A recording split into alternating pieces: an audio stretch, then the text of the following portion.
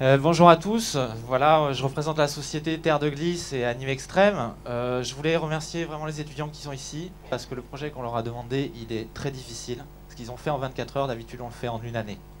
Donc ça vous donne l'étendue de l'implication qu'ils ont eue.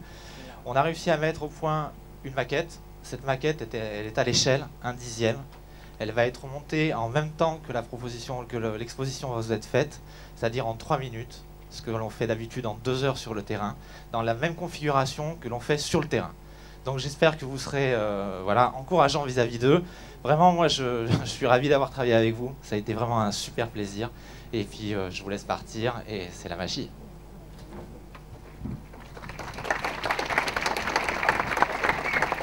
Alors voici ce qu'ils ont actuellement.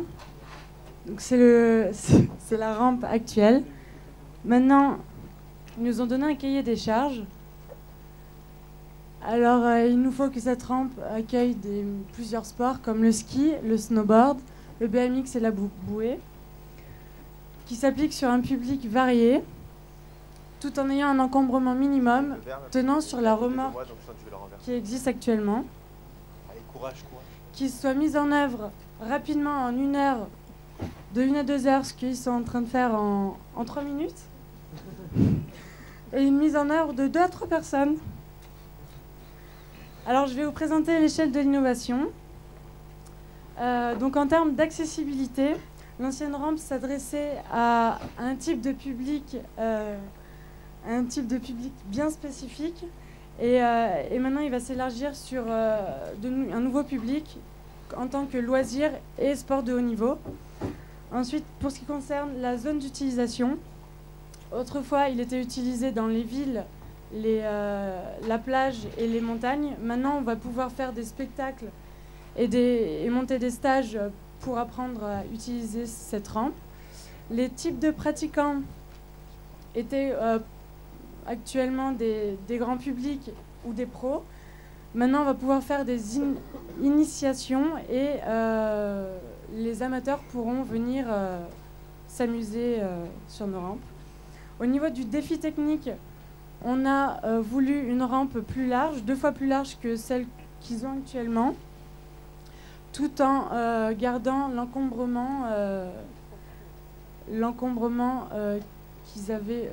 minimum. Maintenant, on peut parler aussi de termes écologiques. Ça a été atteint. Les contraintes logistiques ont été atteintes. C'est-à-dire qu'on a un véhicule, avec une remorque de 3,5 tonnes. Et on va innover en mettant en place un récupérateur d'eau et en faisant une diminution de besoins énergétiques. Alors, on a différents supports techniques, donc on a travaillé sur de la CAO. Voici une image de notre CAO et on va vous montrer maintenant la vidéo. Une simulation sur quoi? Sur SolidWorks. C'est le groupe CAO ici et le groupe Maquette.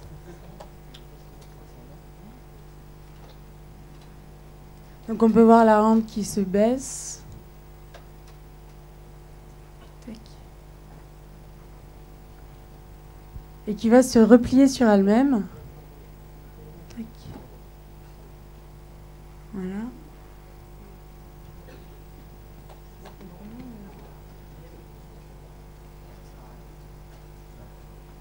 Voilà le voilà plié.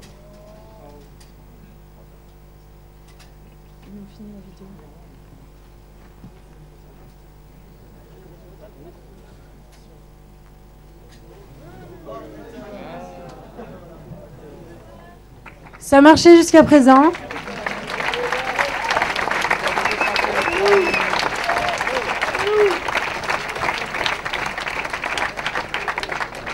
Ils l'ont monté 2 fois sans problème, sans commentaire.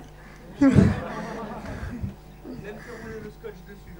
maintenant, on va faire un test.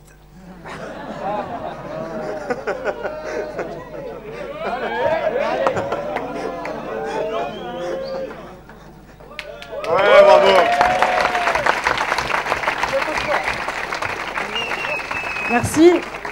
Donc ce qu'on en garde, c'est qu'on a travaillé quand même avec des professionnels. On tient à remercier Pascal et... Non, ne le dites pas, ne soufflez pas. Jesus. Il est là-bas. Voilà. Donc ce projet était innovant parce que voilà, ça n'existait pas auparavant et on a réussi à créer un prototype conforme au cahier des charges. On a travaillé avec 2 écoles, donc l'UTC de Compiègne et nous, les élèves de l'ESTIA, première année. Donc finalement, l'aboutissement, on peut dire qu'il a été Oui, réussi. puis on va peut-être arrêter maintenant, Marlene, si tu veux bien. Sinon, tes vacances, c'était comment? Ok. Est-ce que on peut les applaudir?